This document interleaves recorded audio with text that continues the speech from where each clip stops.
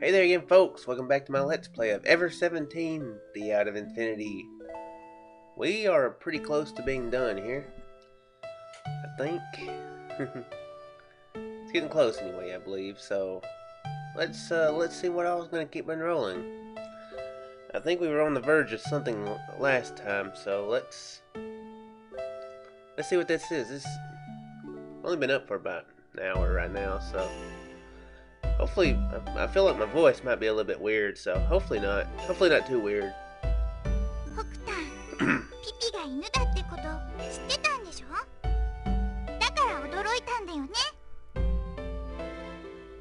Pee hadn't been in this part very often though. 北端はココのいる世界を今までずーっと見てきたんだ。だから全部知ってるんだ。ティーフブラウイルス、キュレイウイルス、EBF、ピグマリオン、テラバイトディスク。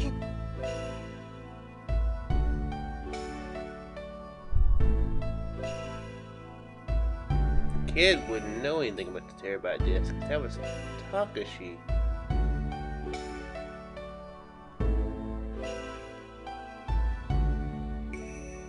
No, they're not gonna say they're the same, are they? No. みんなどっかで聞いたことのある言葉でしょ。ほいからこんなことも覚えてるよね。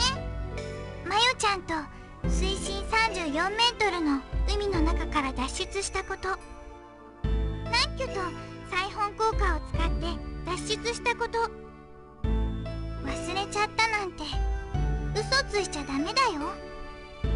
絶対覚えてるはずなんだから。ココも北端と一緒なんだよ。だから北端の世界のこともココの世界のことも知ってるってわけ。どう？納得した？ココ、北端の知ってることはみんな知ってるの。しかもね、北端がまだ知らないことまで分かっちゃったりするんだ。まだ知らないことっていうのはこれから知るであろうことっていう意味だよ。とはいえこんな突拍子もないことを急に告げられても頭の中がぐちゃんぐちゃんになってて理解できないかもしれないね。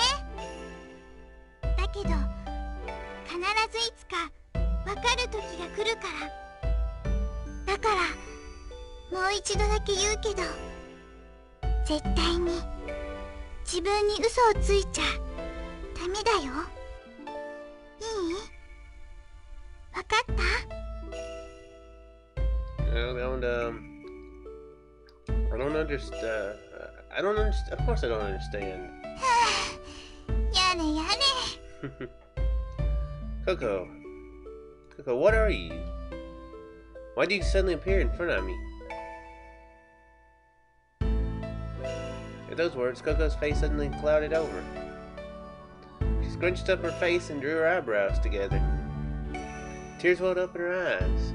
She blinked to hide them and spoke quietly. 会いたかったからだよ。ココ、君のこと待ってたんだ。ずーっと君が来るのを待ってたんだ。会いたくて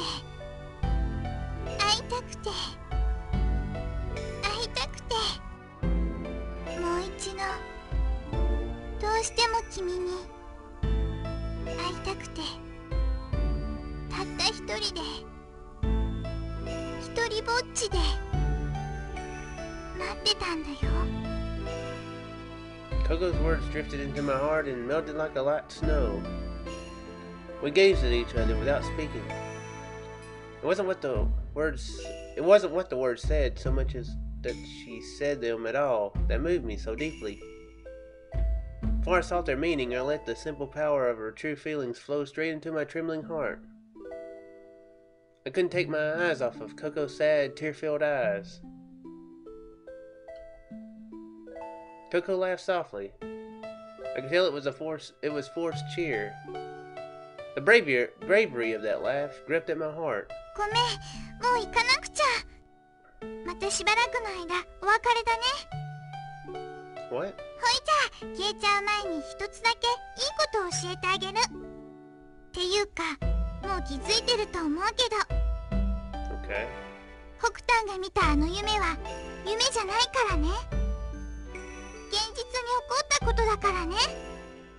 今ココが言ったこと忘れないでよ。じゃあ Meaning by ね、 dreaming, is she talking about the Takashi side of things? The next moment she was gone. Without sound, just gone, like a candle snuffed by a wandering night draught. And then I lost consciousness.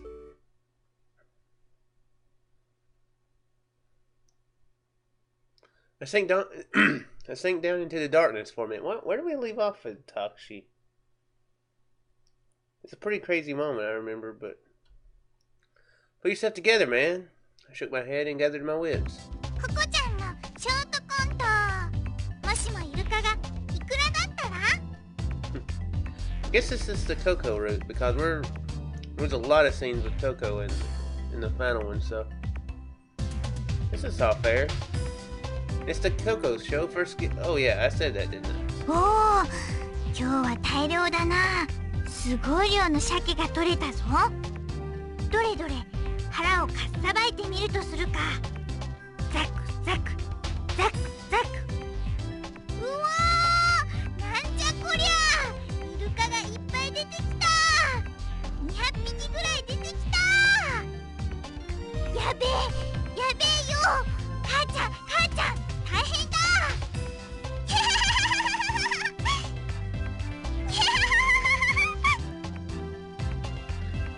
The reason I had blacked out must have been Coco's microwaves. They got me.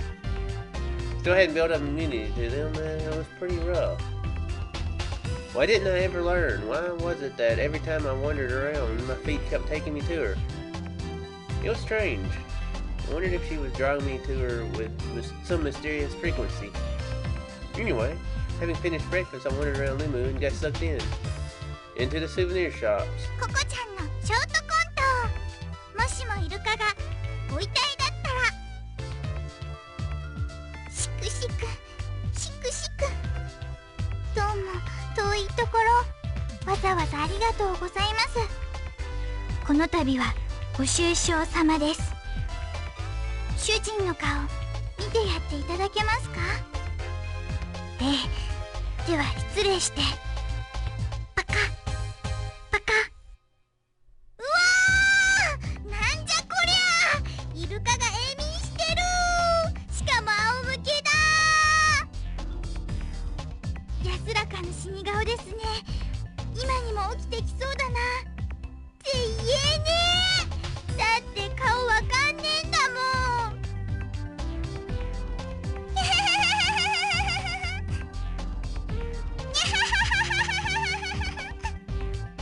Is she okay? Coco pattered along, shaking a huge dolphin stuffed animal. Several smaller stuffed animals were strewn around the carpet. I mean, I don't have kids or nothing, but I would be actually a little worried if they were to start talking about their stuffed animals like they were corpses. I mean, that seems... Maybe I just read maybe I read that wrong, but it sounded like she was saying like one of them had died and they were having a funeral. That normal, typical behavior? I'm not really sure about that. From the looks of the empty cabinet nearby, it appeared that she had pulled them all down from their places on the shelf. It's such a childish thing to do. A child.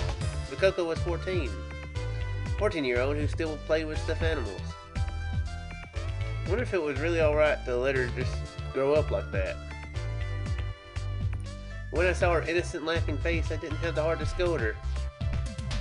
I suppose she would probably be happy as just being the way that she was. Coco continued to crack herself up and I continued to watch. When her amusement died down a little, I called to her. Hey Coco, where's Pee-Pee? ピピだったらその辺にいると思うけど。looked around the kiosk.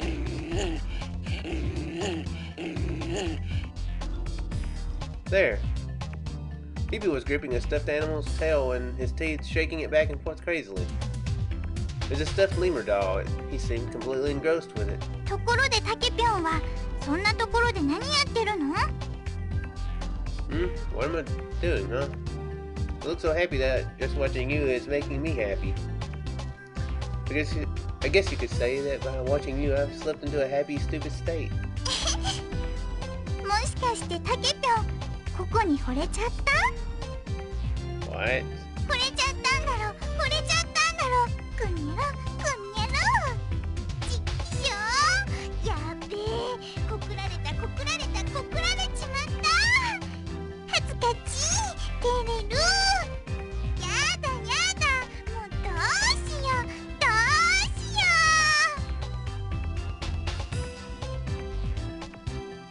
う Coco balled up her fist and started popping the dolphin's belly with brutal right hooks.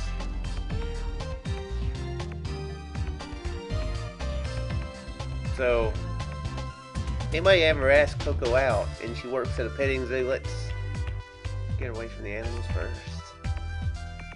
It's kind of frightening. Punch after punch, again and again. Then the cotton padding started to come out. ほいじゃお礼と言ってはなんだけどココの新作のコメッチョ聞かせてあげようか No. That's okay. どうして遠慮しなくてもいいのに Oh, believe me, I'm not being. ココちゃんのアメリカンジョーク看護婦と医者 Ignoring my pleas, Coco launched into her joke. It was very long. It wasn't funny. It was so bad, in fact, that I couldn't even muster a polite chuckle. Now I'm going to inflict it on you. It went like this. Oh, great. It was so bad that the voice actor of Coco decided not to do this, which made me have to do this later on in the future. So thank you, game people. A nurse named Kate was desperately in love with Robert, a doctor who worked at the same hospital. Robert was crazy about Kate as well. Kate stood on the left side of the room and Robert stood on the right. Kate slipped out of her white uniform and hung it on the closet door. Robert stripped his uniform off in a bit of a hurry and simply dropped it on the floor.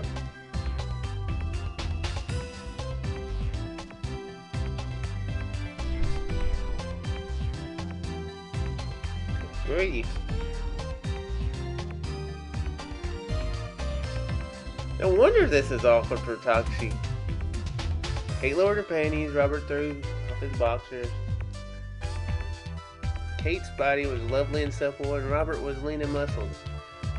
It's a good reason that the voice actor would not read this. I can understand why. I don't really want to read it myself. Kate put on the silk pajamas she had bought for the occasion. Okay, they're getting more appropriately dressed now. So naked, Robert turned off the light. Sitting on the left of the bed, Kate turned slowly to the right. On the right of the bed, Robert turned easily to the left. They jumped into the bed and slept. Oh, by the way, Kate was sleeping in the night duty room and Robert was sleeping in his room at home.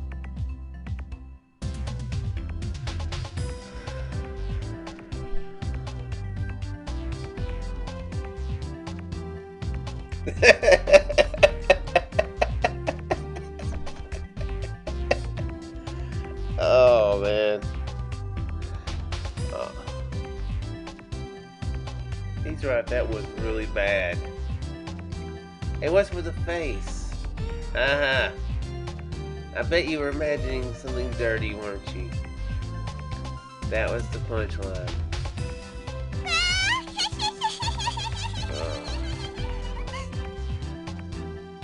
Coco's laugh was loud enough to hear across the Pacific Ocean. If there were any nuclear submarines nearby, their sonar guy was probably laughing too. Even I felt the corners of my mouth twitching. Obviously the joke wasn't funny. But Coco was so amused at the unamusing joke, it was hilarious. I thought to myself, all is well.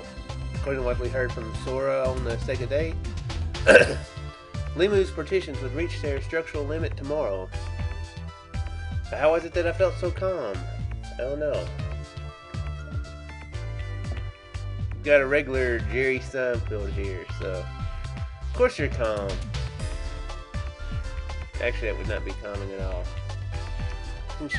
Probably funny, but not calming. Maybe Coco's innocence was contagious. I wasn't even tense, I was lounging around. If I stayed like this, it could be dangerous. It's fine for Coco to be innocent, but if I got swept away in it, it could be fatal. The thought ran through my head, but as I looked at her smiling face, I couldn't hold on to caution. It's too peaceful. It's like being in a dream. I was in a dream.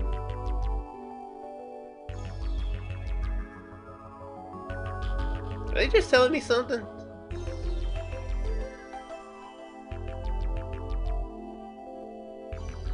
Is it through dreams they're connected?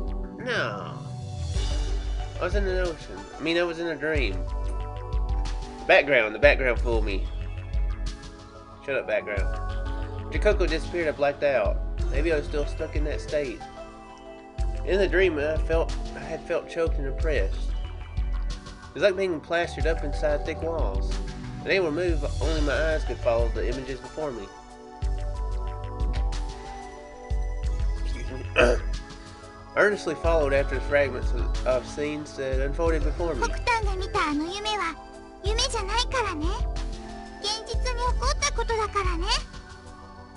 thought about it. That dream. The dream I had on the third day, right before I woke up.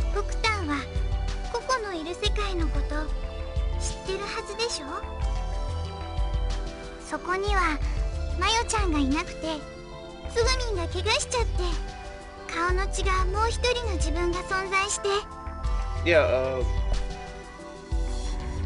what dream is she talking about? Is she talking about him, when he went into the room and he thought the thing was moonlight and he heard the like the girl in the next room crying for help? Is that what she's talking about, the dream? I'm having trouble remembering. Yeah. The only thing I can really think of that would really be considered a dream, unless all the talk she's seen is what she's considering a dream, which would make a completely different thing, I guess. She's gonna be injured, meaning it actually happened? No, it couldn't be. The warehouse was still fine. And Tsugumi was as perky as ever. What could it mean?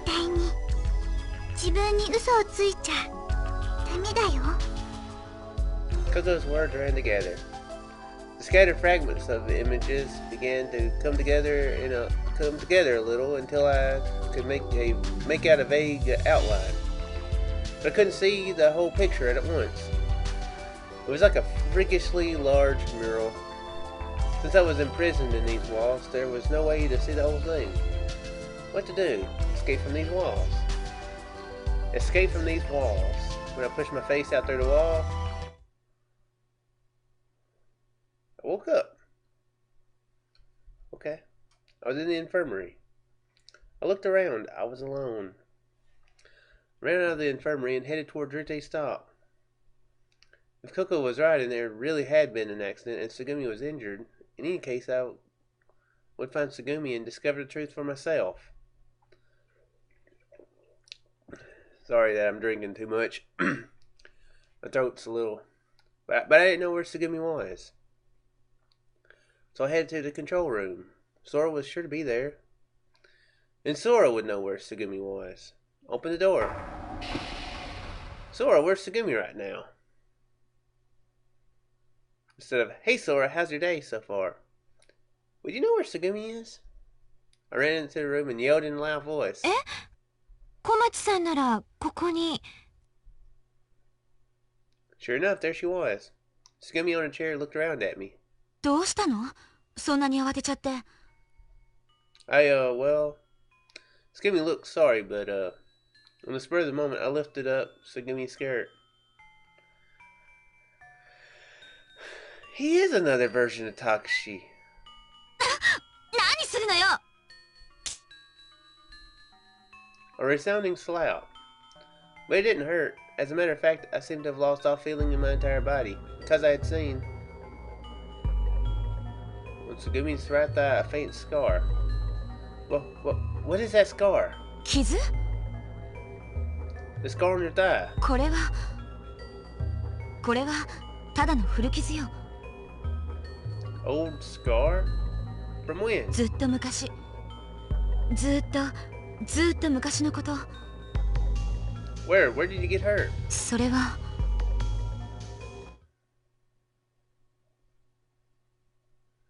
I was trapped in a gondola. I couldn't move. Couldn't even shift my eyes. Past the skirt I was holding, I could see the white of her panties. Smooth curve of her eye. The smooth, silky skin. The scar. I had definitely seen a scar there. But it looked like something that had healed years ago, leaving only the faintest trace on the skin. 今から12年前、私はあるウイルスに感染した。そのウイルスのおかげで、ウイルスのせいで、私の遺伝子のコードは書き換えられてしまった。細胞は日々生まれ変わっている。生まれ変わり、そして死んでいく。通常、人間の体細胞は5年後には全て入れ替わる。12歳の時ウイルスに感染した私の細胞は、その瞬間からゆっくりと細胞分裂を繰り返し、5年後、細胞は全て入れ替わったの。つまり、私の肉体を構成する全ての細胞の遺伝情報が5年の歳月を経て全部書き換えられたということ。最後の一つとなった細胞が死んだ時、12歳の時の私は跡形もなく消え去ってしまった。そして古い私は死んだ。古い私は死に、新しい私は死なない体になっていた。私の免疫機能並びに代謝効率は著しく能力向上し、テロメアは回復し続けるようになった。そう、私は決して老いず死ななくなった。私の成長はその時に止まったままなの。17歳のまま決して老いることはないの。Curie virus. The Curie virus was a type of retrovirus. Like many retroviruses, the Curie virus was not contagious across species. Wait a second. Coco mentioned the Curie virus. Had the kid heard of that? That's a good question.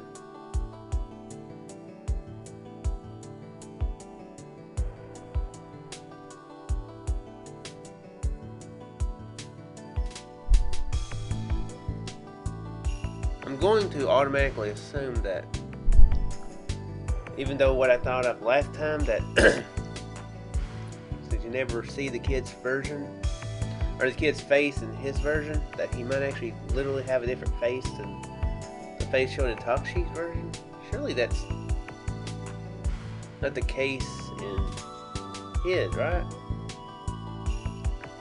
That Takashi don't have a different face when he, I think I'm overthinking it. When people simply say the Curie virus, they are actually referring to the human version of the virus. There are variants such as the monkey-specific Curie, the rat-specific Curie, but from here on out, we will only be referring to the human strain. Retroviruses turn their host RNA into DNA by doing a reverse transcriptase and then re-inject that DNA into the host genes. This means they can directly rewrite the host blueprint, infect the cells, which go on processing proteins as usual, then unwittingly produce the virus. At the same time, the cells with the rewritten DNA go on to divide and multiply, spreading throughout the body like cancer cells. Normally when cancer cells develop in a body, the body repulses them with the p53 function located on the 70th chromosome.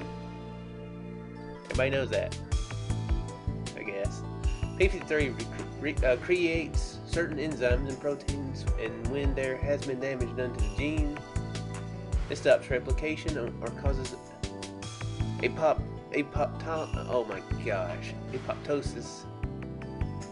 May not be how you say it, I don't know.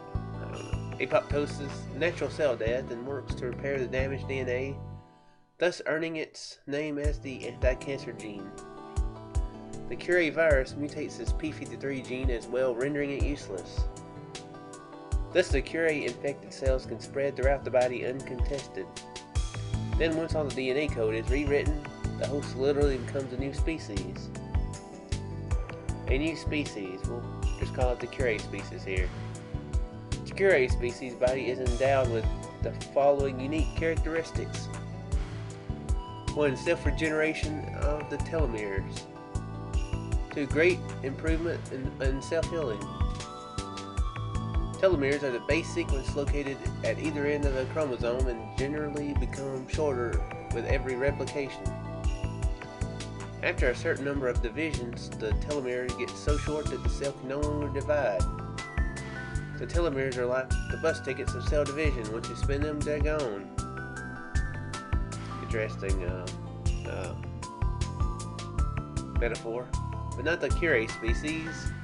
This new body produces an enzyme called telomerase, which allows unlimited recycling of the bus tickets that normally would already have been spent. This allows for almost endless cell division to continue, thereby eliminating aging and weakening. Having said all that, this is not a particularly unusual phenomenon. It happens every day in normal reproductive cells.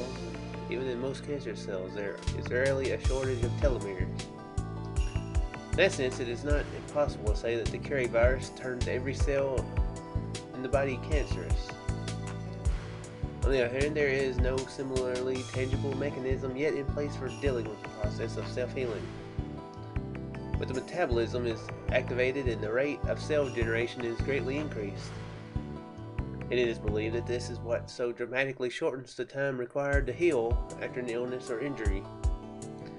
Actually, there is one more distinguishing characteristic of the Curie species, which is infrared vision.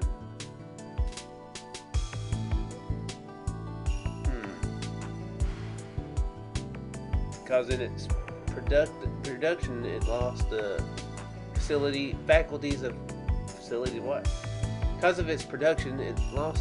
faculties of p53. Curie species possess a constitution extremely vulnerable to ultraviolet rays. The DNA cells in the skin quickly are damaged or grow malignant when exposed to the sun for any duration. In a normal human, thanks to the anti-cancer gene, damaged DNA is let die or repaired. But the Curie species cannot do this. It was possible to use another gene to produce an enzyme to form the same function as p53, but alas, this solution proved to be limited. Therefore, the Curie species are very vulnerable to ultraviolet rays and can only venture outside at night. Infrared ray vision was developed to make up for this shortcoming. 私にはそういう特殊な能力があるの。Having finished her long talk on the Curie virus, Sugumi brought this up. That's a big mouthful. I wish he hadn't said all that. Yeah.